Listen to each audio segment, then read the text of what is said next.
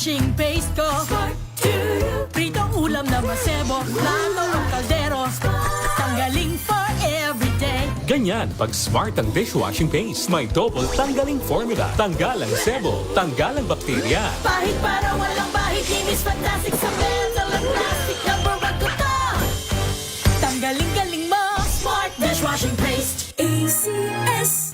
Araw-araw, iba't ibang mga bagay na dapat pagtagumpayan. Ang subok kong partner ay MX3 Capsule. Research-based na tested and proven. Helps avoid pain discomfort. Iwas-iwas sa sakit. Kailangan lang na long-term ang pag-inom 2 capsules araw-araw. Kasabay ng proper diet and exercise. I am able to make it with the right partner.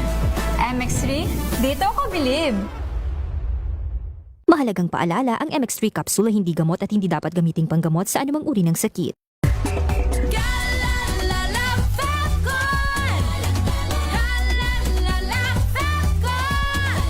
Ang bango ng sampayan, tara na magsayawan. Calefabton, amoy nakaka-joyful! Sa lahat ng bagay, simula pa lang, siguraduhing max protection na.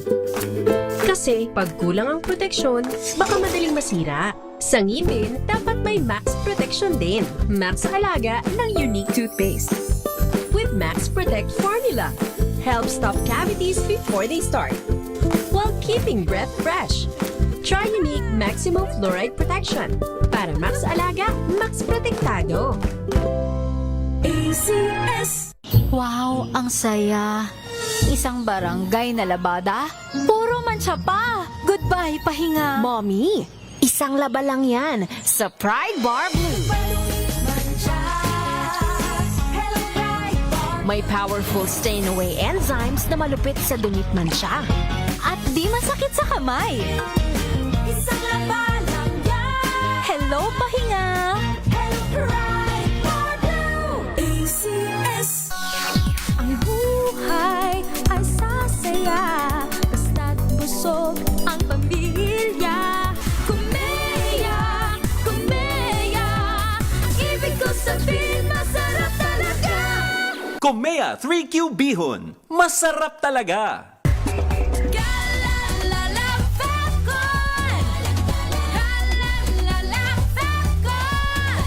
Ang bango ng sampayan, tara na magsayawan. Calefabton, amoy nakaka-joyful!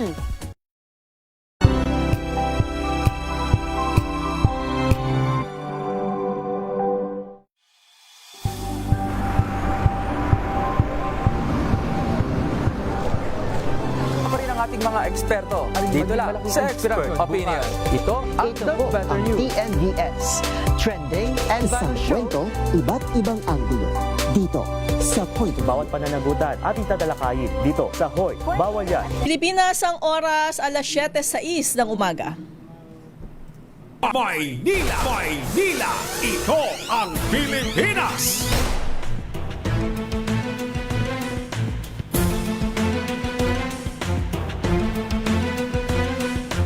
Magandang umaga Luzon, Visayas at Mindanao. Araw ho tayo ng Linggo, 19 sa buwan ng Abril, taong 2026. Ako po si Leth Narciso at ito ang programang Maynila, ito ang Pilipinas. Dito sa DZRH, una sa Pilipinas, una sa Pilipino.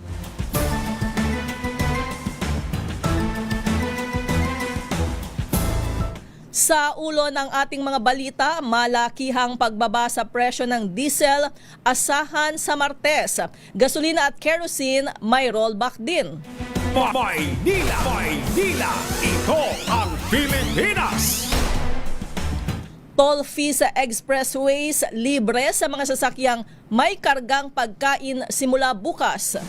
Maynila! Maynila! Ito ang Pilipinas! Biyahe naman ng PUV sa ilalim ng Service Contracting Program, mag-uumpisa na rin bukas. Maynila! Maynila! Ito ang Pilipinas! Pagpapauwi kay Zaldico, tinatrabaho na ng pamahalaan. Maynila! Maynila! Ito ang Pilipinas!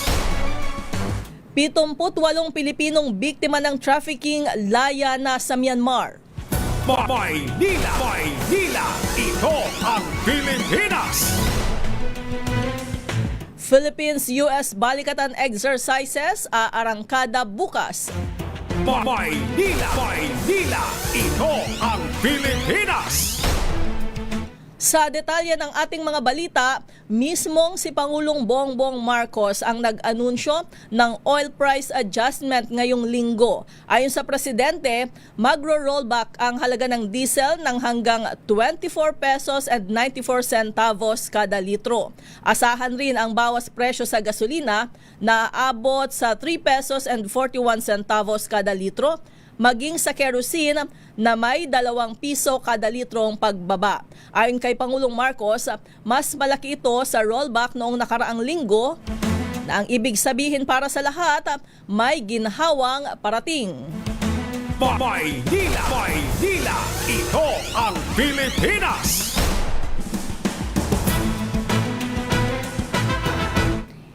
Hiniling naman ni Pangulong Marcos sa mga kumpanya ng langis na ipatupad ng buo ang malakihang rollback ngayong linggo. Ayon sa presidente,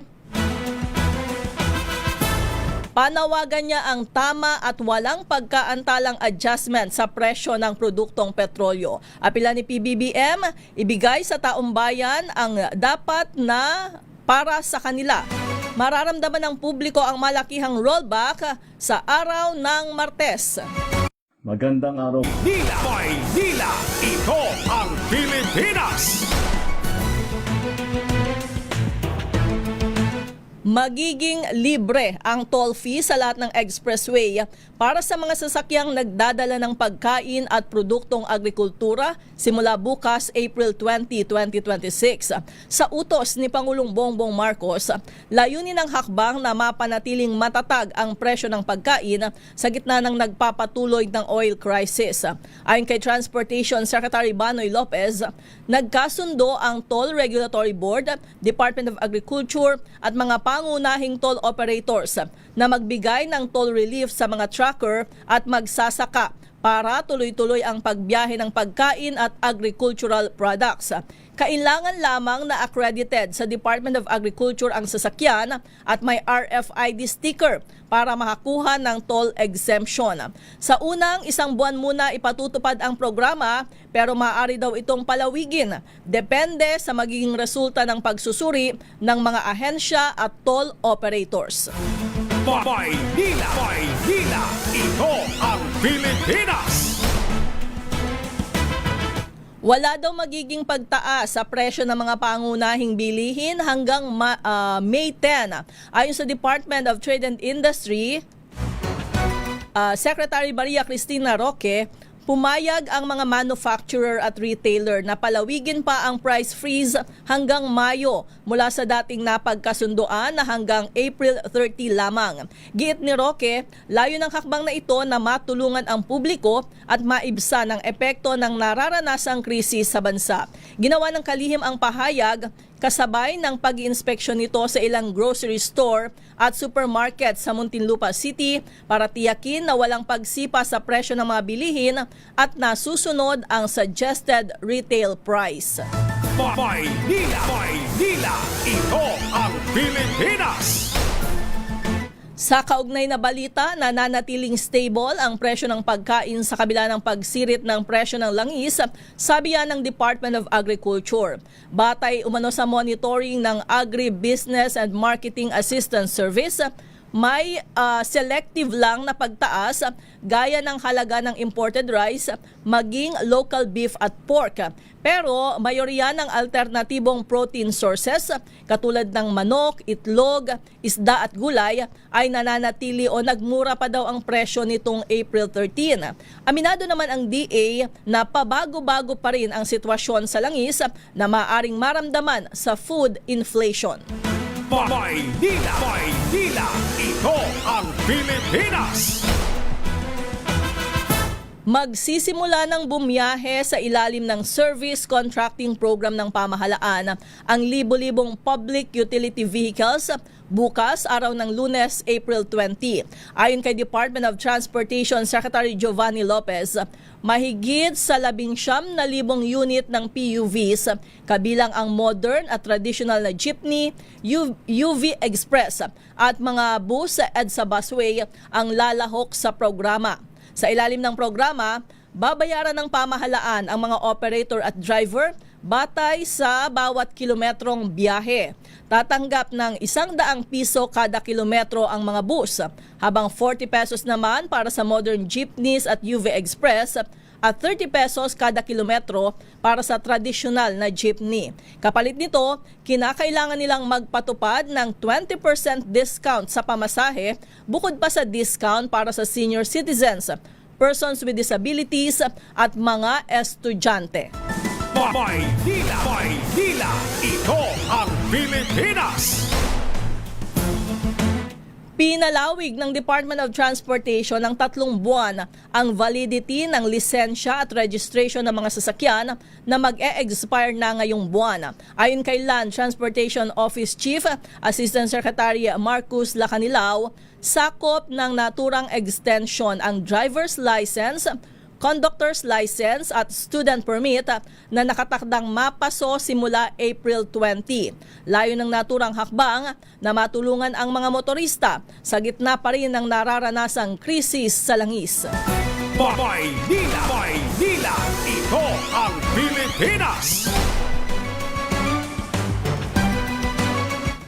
Target ng gobyerno ang pinakamabilis na paraan para mapauwi sa Pilipinas ang naaresto ng si Zaldico at ito ay sa pamagitan ng deportation. Wala mang extradition treaty ang dalawang bansa. Sinabi ni Justice Secretary Raul Vasquez na hindi nito mapipigilan ang pamahalaan na ipursige ang pagkuha sa dating kongresista. Batay sa ulat, hinuli si Ko pagtawid patungong Germany dahil itinuturing na siyang undocumented foreign national sa Czech Republic. Kasunod ito ng kanselasyon ng kanyang pasaporte, resulta ng warrant of arrest na inisyo ng Sandigan Bayan dahil sa flood control mess. Una nang tinaya ni Interior Secretary John Vic Remulla na maaaring mapauwi si Ko sa loob ng 2 hanggang 3 linggo, depende sa magiging trabaho ng Department of Foreign Affairs. Maynila, ito ang Pilipinas! Kinumpirma ng Department of Foreign Affairs ang paglaya ng 78 Pilipino na nakulong sa Myanmar dahil sa iba't ibang immigration-related offenses. Ayon sa DFA, sila ay mga biktima ng trafficking para pagtrabahuin sa mga scam center sa Myanmar. Kinilala naman ng DFA ang humanitarian gesture ng mga otoridad sa Myanmar na palayain ang mga Pinoy sa gitna ng Myanmar New Year. Kaugnay nito, nakikipag-ugnayan na ang Embahada ng Pilipinas sa Yangon sa mga otoridad para sa ligtas na repatriation ng 78 Pinoy. Nangako naman ang DFA na makikipagtulungan sila sa mga law enforcement agency para tugisin ang mga nasa likod ng illegal na recruitment. Maynila, ito ang Pilipinas! Nagpasaklolo kay Pangulong Bongbong Marcos ang pamilya ng 3 Filipino seafarers na nakakulong ngayon sa Algeria. Nanawagan ang mga asawa ng mga nakadetain na seafarers sa DFA at DMW ng agarang diplomatic at legal intervention para matiyak ang patas na paglilitis sa kanilang kaso. Kabilang ang 3 sa 8 Pilipinong tripulante ng commercial vessel na CV Harris na inaresto matapos makumpiska ang 35.8 kilos na cocaine sa mga parcel sa loob ng barko. Hinatulan sila ng Algerian court ng 10 taong pagkakakulong nitong February 2026. Gayunman, naninindigan ng Eastern Mediterranean Maritime Limited at Eastern Mediterranean Manning Agency kasama ang mga pamilya ng mga akusado na inosente ang mga seafarers at walang ebidensyang mag-uugnay sa kanila sa krimen. nanawagan din sila ng mas malawak na kamalayan sa umano'y lumalalang kaso ng hindi makatarungang pagkakadawit ng mga Pilipinong marino sa smuggling at drug-related cases sa ibang bansa. Maynila! Maynila! Ito ang Pilipinas! Aarangkada na ang pinakamalaking balikatan exercises bukas, araw ng Lunes, April 20. Taunang isinasagawa sa pagitan ng mga Pilipino at Amerikano na kasadong lahukan ang 41st iteration ng balikatan ng higit 17,000 sundalo. Bukod kasi sa Armed Forces of the Philippines at kanilang American counterpart, at sasabak din sa War Games ang tropa mula sa Japan. Ito ang unang beses na magkakaroon ng mga sundalong Hapon sa kalupaan ng Pilipinas mula noong ikalawang digmaang pandaigdig. Samantala, bukod sa magkakaalyado, sasabak din sa balikatan drills ang Australia, New Zealand, France at Canada. Imbitado naman sa military exercise hanggang Mayo 8 ang kabuang 18 bansa bilang mga observer. Tampok dito ang maritime drills malapit sa Taiwan Strait, Baho de Masinloc at iba pang bahagi ng West Philippine Sea. Maynila! Maynila! Ito ang Pilipinas! Pilipinas ang oras, alas 7:19 ng umaga. This time check is brought to you by ACS.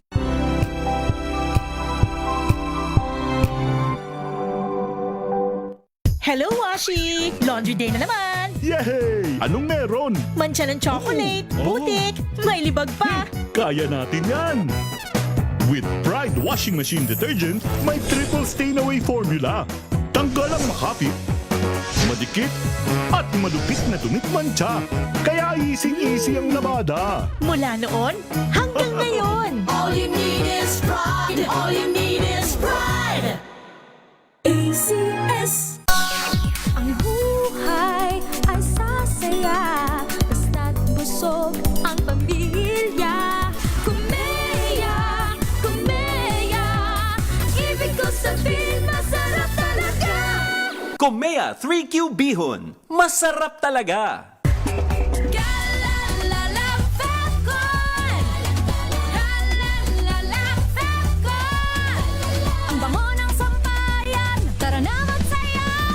Fabcon, amoy nakaka-joyful. May nagbago, may arte, may budget. Akala nyo lang yon. So solid. White rose papaya, wow, white rose.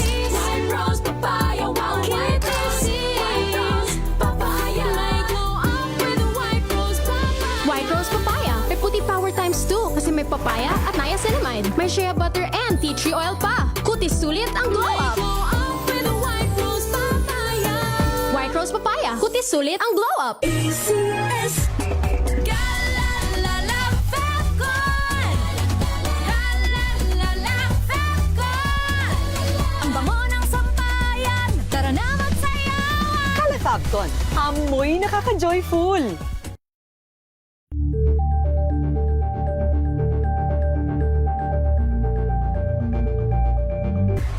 Galalala Fabcon. Galalala Fabcon. Ang bango ng sampayan. Tara na magsayawan. Kala Fabcon, amoy nakaka-joyful.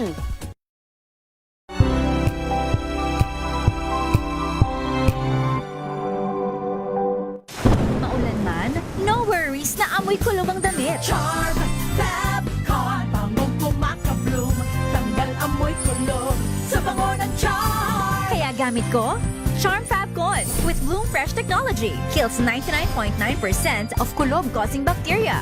May aroma burst pa of thousands of flowers and berries. Ang sampay sa loob, no amoy kulob. Bangong kumakabloom sa charm. Charm Fabcon. ACS.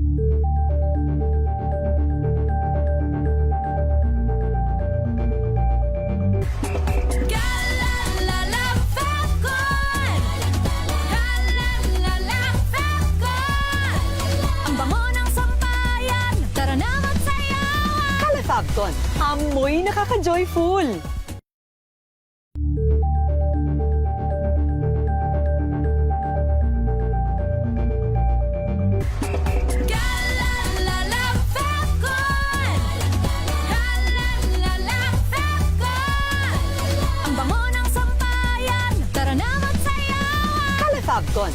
Amoy nakaka-joyful!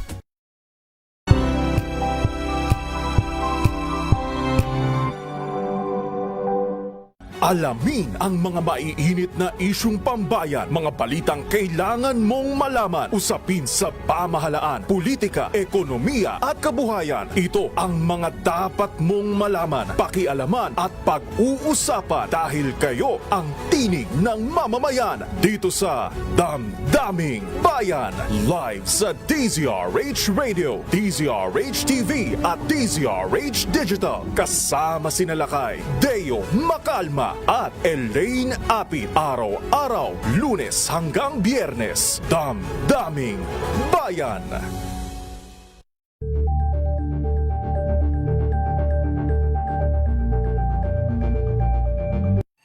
Mga balitang gigising sa inyong umaga. Mga balitang kailangan mong malaman. Mapapakinggan sa ACS Balita sa 2x2. Kasama sina Anthony Taberna at Jerry Baha. Lunes hanggang Biyernes.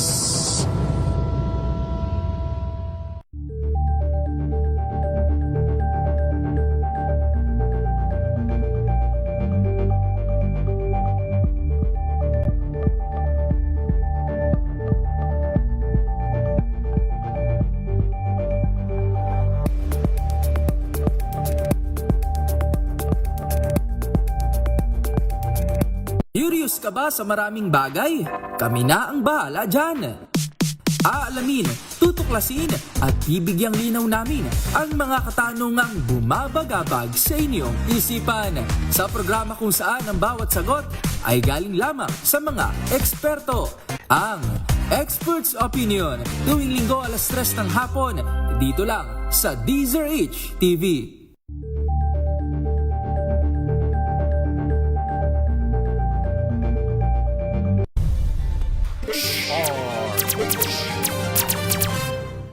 Pilipinas ang oras alas 7:25 ng umaga. Maynila! Maynila! Ito ang Pilipinas! Sunshine, I hope that you're well. Honey, I missed you last night when I fell. You should know, sunshine, you brighten my day. The world gets so dark, love, when you go away.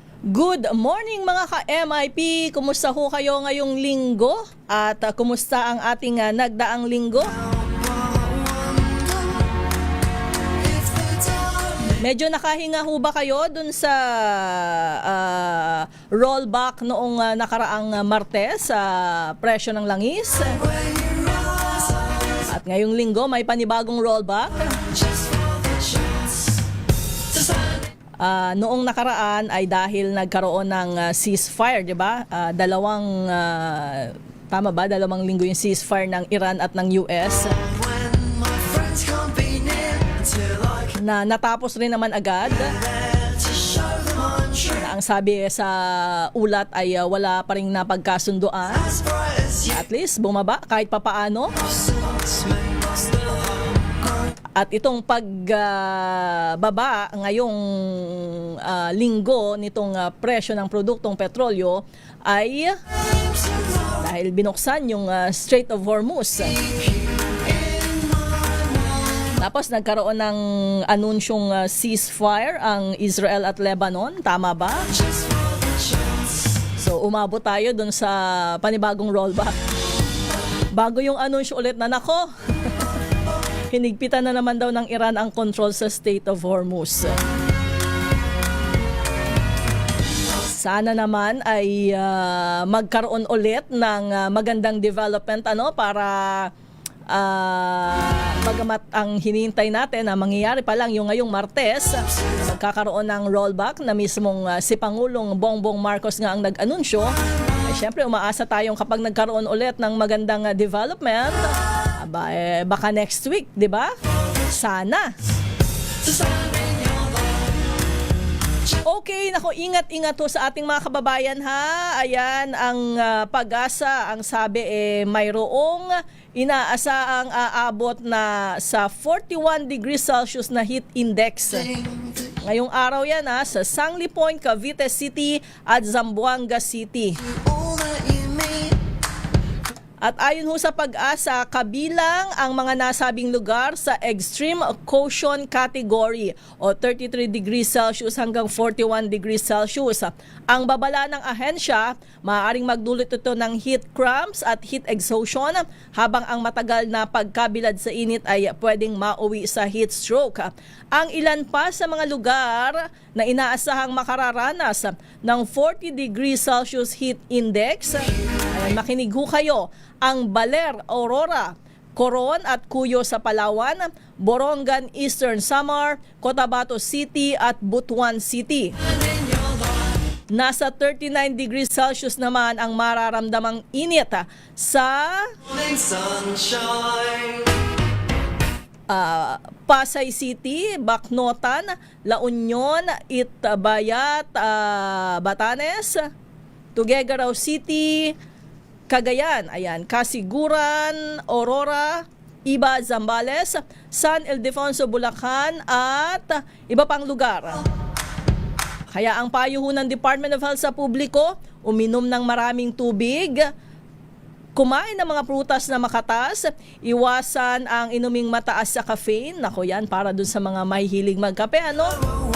Bawas-bawas ho muna siguro, lalo na yung ganitong katinding init. At syempre gumamit ng sunblock at magsuot ng preskong damit. Yung sunblock hindi lang ho para hindi umitim, protection ho talaga yan, ano? Kaya ang sabi nga, kahit nasa loob ng bahay, kailangan may sunscreen, may sunblock.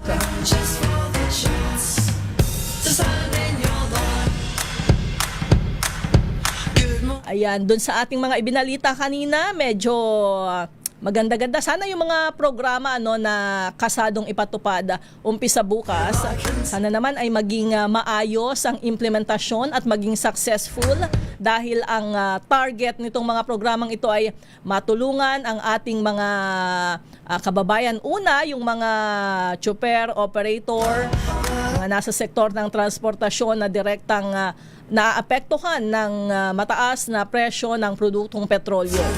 Siyempre naman, lahat tayo mula dun sa mga commuter hanggang sa mga consumer. Bagamat kanina, dahil ibinalita natin ang sabi ng DTI at ng Department of Agriculture, matatag ang supply at wala pang pagtaas sa presyo ng mga bilihin na maagang kinontra ng mga nakamonitor sa atin ngayong umaga. Nasa palengke ba kayo at kasalukuyang namamalengke? Sinasabi nilang, nako hindi totoo yan. Saan daw bang mga palengke nag-i-inspeksyon? Ayan, bukas ay ang anunsyo ay ililibre muna sa toll fee sa mga expressway yung mga truck at iba pang sasakyan na nagdadala ng mga pagkain, produktong agrikultura para makabawas sa halaga transportation cost. Kasi syempre kasama yan sa kinukwenta ng mga negosyo.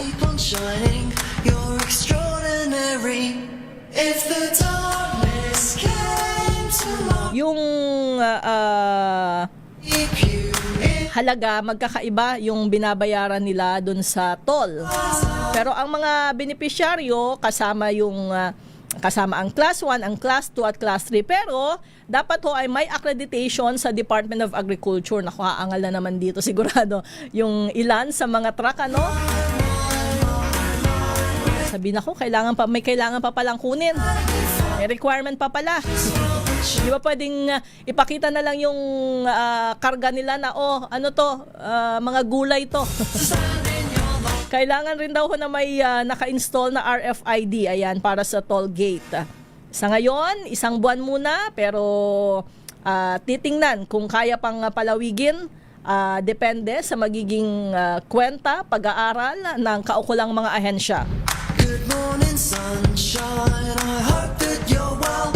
Ang sa pagtaya pala, aabot ng hanggang 1,800, 600 pesos hanggang 1,800 pesos ang matitipid. Depende sa vehicle class.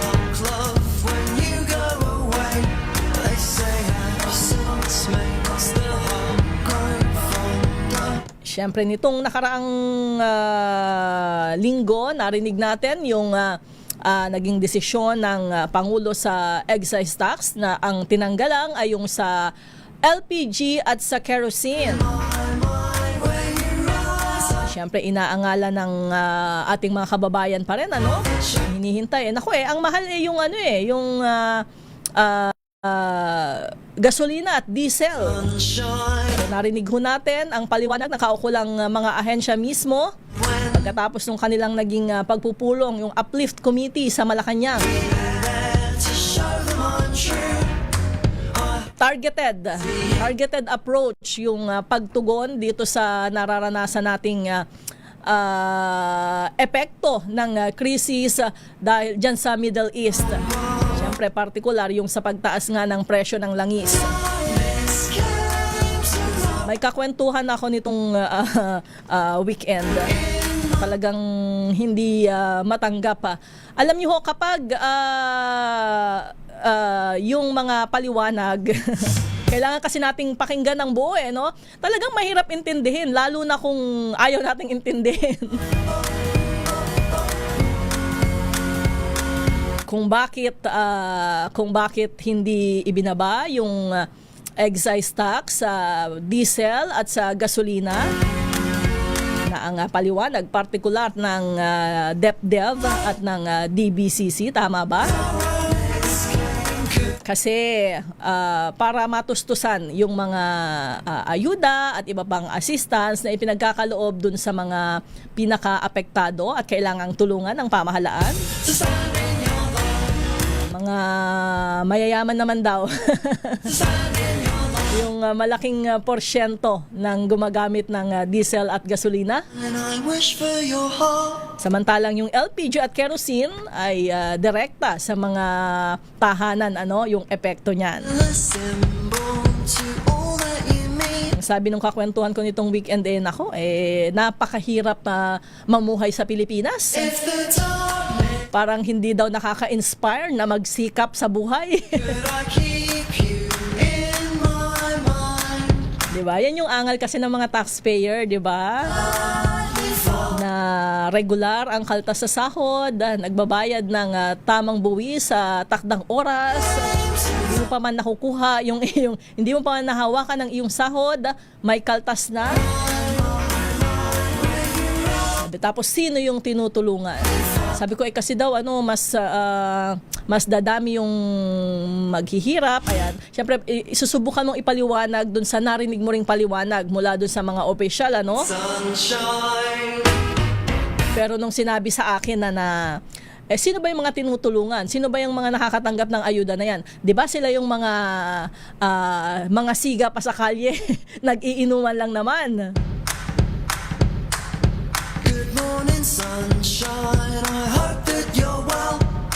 Kaya sana talaga ay matapos na yung giyera dyan sa Middle East na wala naman tayong kinalaman. Damay pa pati yung trabaho ng ilan sa ating mga kababayang OFW doon, Ngayon ay marami na talaga yung mga umuwi. May mga programa din naman na naghihintay para sa kanila. Kaya lang, syempre, yung shift noon, mula dun sa may trabaho ka doon, maayos yung kinikita mo, tapos pag uwi mo dito, apektado yung pamilya mo, hirap kang mag-provide para sa kanila. Yung mga programang pangkabuhayan, ayan, livelihood assistance, at iba pa, syempre, hindi agad-agad na mararamdaman yan, Kasi, kumbaga, magsisimula ka pa lang ulit. Yung retraining, reskilling, retooling na sinasabi nila para makapag-apply sa mga industriya dito o sa abroad pa rin, sa ibang bansa. Hindi Hindi agad-agad. Siguro mayroong mga matatanggap agaran sa trabaho pero hindi lahat sa kanila, no? Baka nga swerte na kapag nakakalahati yung nabigyan ng agad-agad na trabaho.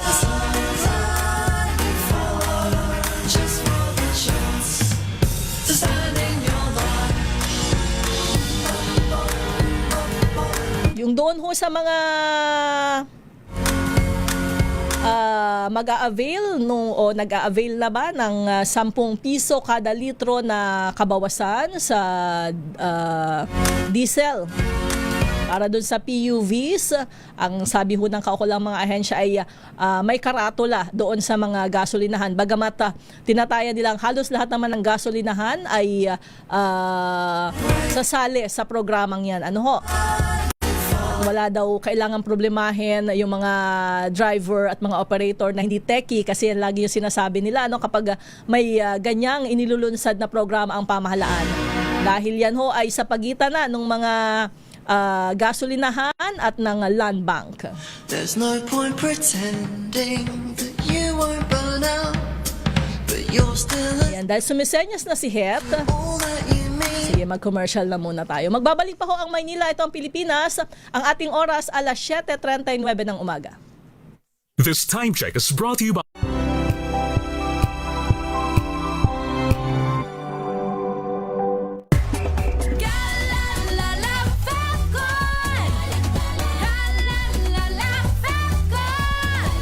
Ang bango ng sampayan, tara na magsayawan. Calefabcon, amoy nakaka-joyful.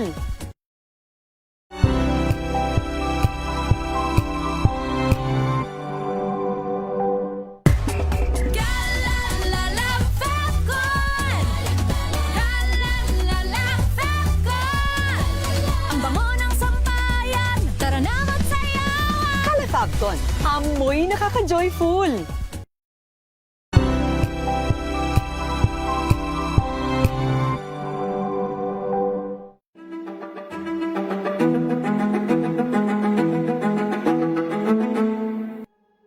Sa spectrum, merong nakakapagsalita, merong hindi nakakapagsalita, merong underneath them, let's say, sensory challenges na nangyayari na hindi nila ma-express. So, meron silang magiging action na sa tingin ng iba, hindi tama or hindi kaaya-aya. For several nights of crying that kahit habang umiiyak pa ako, that I have to do something as a mother. I have to find out what we can do for him. Ang gusto po natin ay ma-empower.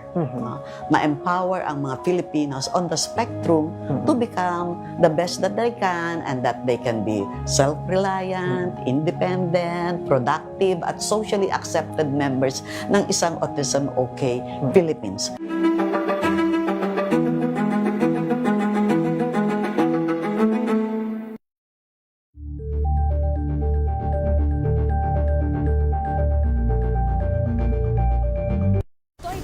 Naitalang 17 individual na ang kanilang naaresto. Metro Manila Development Authority o MMDA ang No Contact Apprehension Policy o NCAP sa Metro Manila. Sa ilang mga dokumento ay peke. Hindi rin legal ang employment na ipinangako sa kanila.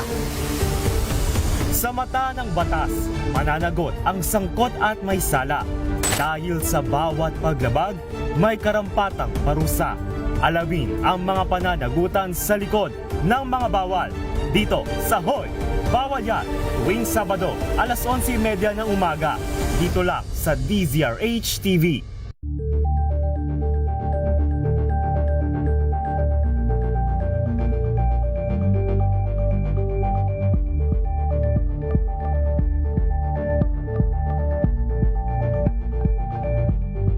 Maagang balitaan, maagang usapan sa mga issue at balita. Kasama si Kuya Angelo Palmones sa Magandang Umaga Pilipinas. Mula Lunes hanggang Biyernes.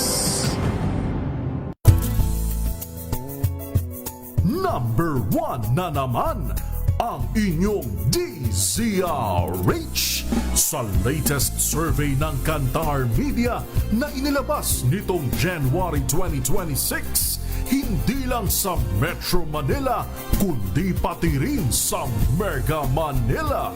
Pati tunay na DZRH lang, ang inyong tunay at totoong pinagkakatiwalaan. Taos-puso po kaming nagpapasalamat sa inyong patuloy na pagtitiwala dahil ang DZRH, una sa Pilipinas, una sa Pilipino. Saan ka man sa mundo, tayo Pilipino. We've got you covered. From the hottest hits, exclusive interviews, kilig to the bones fan meet experience, and hataw performances of your favorite stars. Saturdays, 12 noon, dito lang sa DZRH TV.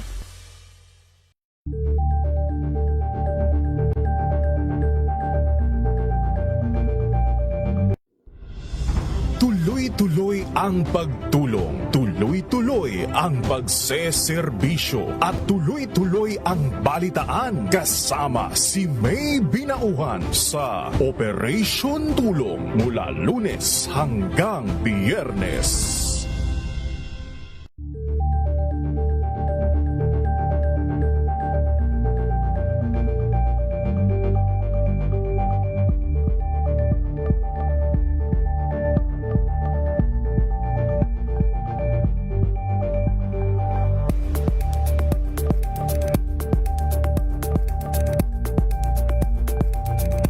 Ambalang Anthony Taberna at Jerry Baha ang gigising sa inyong umaga dahil lalatay ang humahagupit na diskusyon at komentaryo. Maynila, ito ang Pilipinas!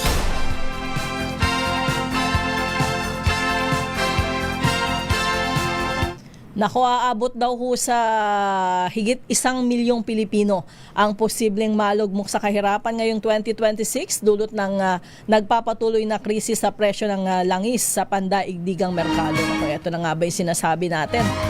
At ang babalaho ng Philippine Institute for Development Studies ay base sa resulta ng isinagawa nilang pag-aaral. Ang paliwanag, bagamat dama ng lahat ang krisis, hindi pantay ang bigat ng epekto nito sa bawat antas ng pamumuhay. At sa datos, ang purchasing power o kakayahang bumili ng may hirap ay babagsak ng hanggang 16.2%. Malayo sa mga nasa upper class o mayayaman na mababawasan lamang ng 3.4%. Ito ho yung sinasabi ng uplift. Na kumbaga apektado lahat, pero may iba na okay, mababawasan lang yung kanilang kita pero kumikita pa rin sila. Pero kapag halimbawa yung mga gaya ng mga tsuper, na dahil yung kanilang kinikita ay limitado lamang at mapupunta lang din sa pagpapakarga ng diesel, talagang walang kakainin ang kanilang pamilya, wala silang maiuuwi. Kaya sila yung nangunguna dito sa mga assistance ng pamahalaan sa mga ipinatutupad na programa. Dahil dyan, inaasahang aakyat ang national poverty rate sa 14.4% bago matapos ang taon mula sa 13.2% noong 2025. Sana ay maging epektibo yung mga programa na ipinatutupad ng pamahalaan dahil yan din naman yung gusto nilang maagapan, At kaugnay niyan, alam niyo ho ba na isa raw sa bawat 3 Pilipino ang nangungutang? Ay mag-a-agree naman kayo dito. Sige nga, taas ang kamay ng walang utang. Sabi nga nila, 'di ba, pati yung mga mayayamang negosyante, nangungutang yung mga yan. Yan nga daw ang matatalino kasi yung mayaman sila, ginagamit nila, pero hindi sa kanila. Nagagawa nilang magpayaman. Sana lahat tayo kaya yun, Hindi, kaya natin yan. Tiyaga-tiyaga lang. Pero ang nakakalungkot, yung mga nangungutang daw ay para pambili ng pagkain at iba pang pangangailangan. Sa 2025 Consumer Finance and Inclusion Survey ng Bangko Sentral ng Pilipinas, bagamat 7 sa bawat 10 Pilipino ang naniniwala na hindi maganda ang pangungutang, marami pa rin ang napipilitang gawin ito. 32% ng loan utilization sa buong bansa ay para sa panggastos daw sa pagkain, edukasyon at kalusugan. Iniulat ng BSP na 56% ng mga nangungutang ay nakakapagbayad agad. O kasama ho ba kayo dito? Sa mga nangutang pero nagbayad naman. 34% ang madalas nahihirapang magbayad, habang 8% ang naghahanap ng bagong mauutangan para ma-settle ang mga kasalukuyang utang. At least ginagawa ng paraan, kasi may iba talaga na kinalimutan na may utang sila. Baka lahat din tayo ay may ganyang karanasan. Lagi ho nating tatandaan ang utang ay binabayaran, kailangang bayaran kasi hindi naman lalo na may mga tao na, 'di ba, sabi nga nila, mas nakakahiya pang maningil, 'di ba? Samantalang pera mo 'yon. Kaya sana naman dun sa mga nangungutang, alalahanin niyo rin na kailangan din yan nung pinag-utangan ninyo. Kahit pa hindi siya nangangailangan, kailangang bayaran ang utang. Maynila! Maynila! Ito ang Pilipinas! Ay marami palang mayroong special non-working day bukas. Kasama dyan ang City of Tarlac sa lalawigan ng Tarlac para sa kanilang 28th Charter Anniversary. Gayon din ang bayan ng Alfonso Castañeda sa Nueva Vizcaya. Kaugnay ng founding anniversary rin nila bukas. Sa April 23 sa Huwebes, special non-working day sa bayan ng Plaridel sa Bulacan. Kaugnay ng Battle of Kingwa. Tama ho ba yung aking pronunciation? I-check ko mamaya. Paki-check na rin ho. Ayan, para dyan sa mga taga Plaridel, Bulacan. Sa April 25 naman, special non-working day rin sa bayan ng Infanta sa lalawigan ng Quezon. Founding anniversary rin nila. At sa April 25, founding anniversary ng lalawigan ng Nueva Ecija. Teka, pasadahan ko yung ilan sa inyong mga mensahe. Teka, unahin na natin yung na-screenshot ko kanina bago nag-umpisa ang ating programa, ang maaagap magpa-attendance sa ating programa kapag araw ng linggo. Good morning kay Kuyang Revelito Magallones, nanonood sa atin mula sa Victoria, Tarlac. Si Alex Soliman, dyan sa Tanza, Cavite. Raul Destacamento sa Sorsogon City ho ba ito? Si Julieta Discalso, nanonood sa atin sa Barangay Rizal, Taguig City. Si Julieta, si Julieta, sabi niya, bumaba po ang kilo ng bigas. Last 2 weeks, bumili ako ng bigas, 57 per kilo. Kahapon po nakita ko 53 o 54 at meron pang 43 per kilo. Aba, mabuti naman kung ganyan. Si Leo,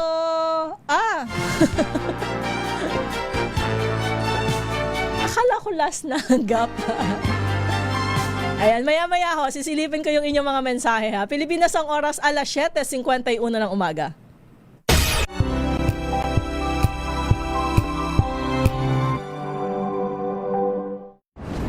Kung good vibes ang hanap mo, dito ka na sa Sigurado!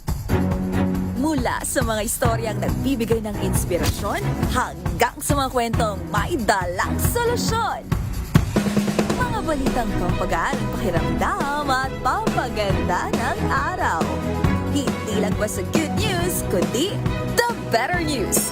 Mula Lunes hanggang Biyernes, 1:00 ng tanghali sa DZRH TV.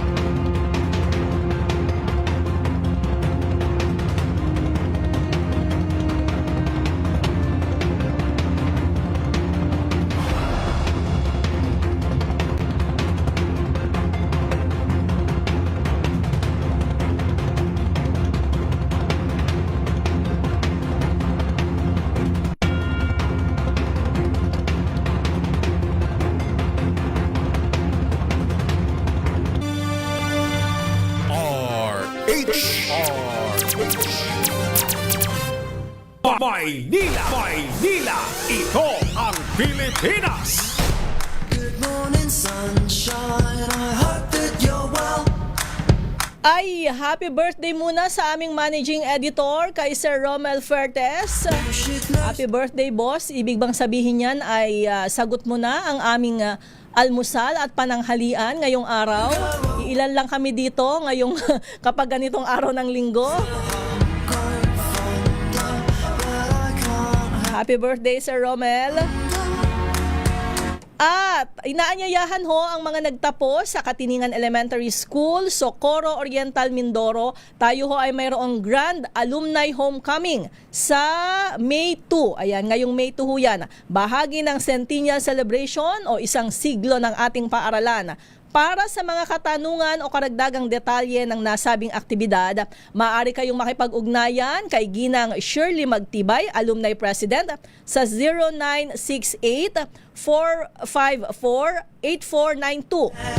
Magkita-kita po tayo dyan at sama-samang balikan ang masasayang alaala para sa isang daang taon ng pagkakaisa, balik tanaw, balik paaralan, balik katiningan.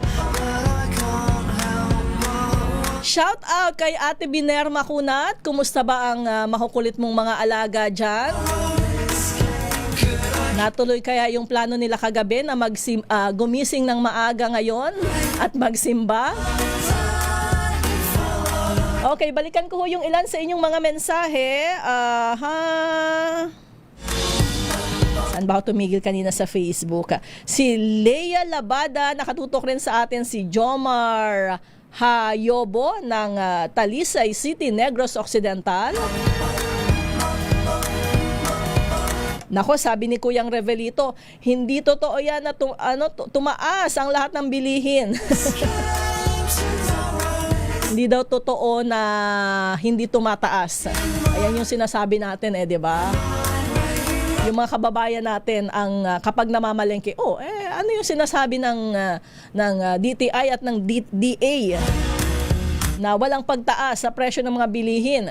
Yung 500 na dala ko, ilan lang ang napamili. Good morning kay Jemar Seraspi dyan sa Ginhayaan, Look, Romblon, at si Emma Flores ng Santa Rosa, Laguna. Teka, silipin ko yung nasa nasa YouTube, pero babalikan ko mamaya yung mga nasa Facebook. Good morning, ating Teresita Atienza, si Bentong, magandang umaga. Francisco Antonio Ramirez Garcia, si Kuyang Jerry Rendon. Siyempre si ating Lourdes Bacani, Andres Junior Dalisay, sabi niya, good morning, Let, watching from Golden City, Imus, Cavite. Maraming salamat po.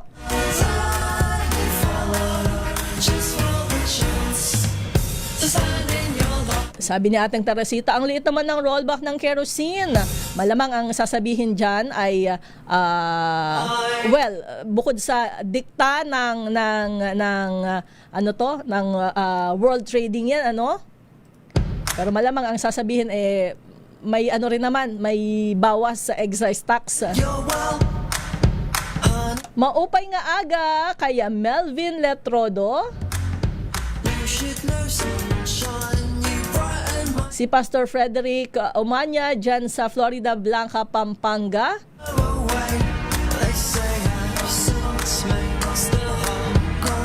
Si Alinsburg.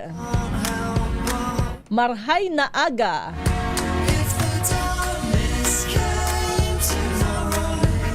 Si Melvin Letrodo ay Barangay Katipunan, Santa Fe, Leyte.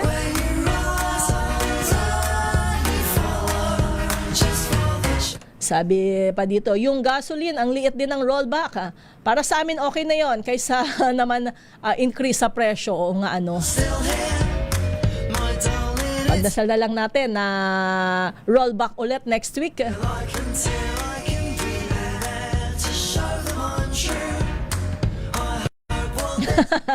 Sabi, ang alam ko lang, responsibilidad ng taxpayer na magbayad lang ng tax.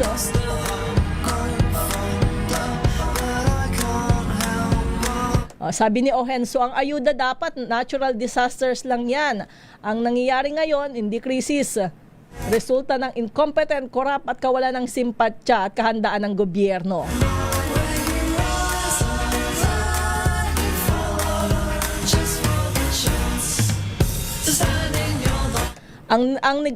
Yung negosyante ginagamit sa negosyo ang inuutang. Ang masakit, ang gobyerno nangungutang para panggastos at pampuno sa budget. Okay, nako, teka, naubusan na tayo ng oras. Pasensya na ho doon sa mga hindi ko nabasa ha, pero sa mga susunod na programa ay mapapasadahan naman ho yan. Maraming salamat sa inyong pagtutok. At syempre sa susunod na linggo, magkakasama pa rin ho tayo dito sa Maynila, ito ang Pilipinas.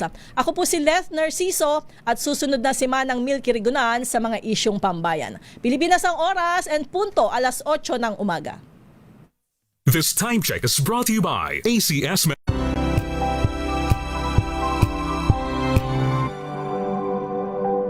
Sa loob ng 86 na taon, DZRH ang naging kaagapay ng mga Pilipino sa balita, sa serbisyo at sa bawat kwento.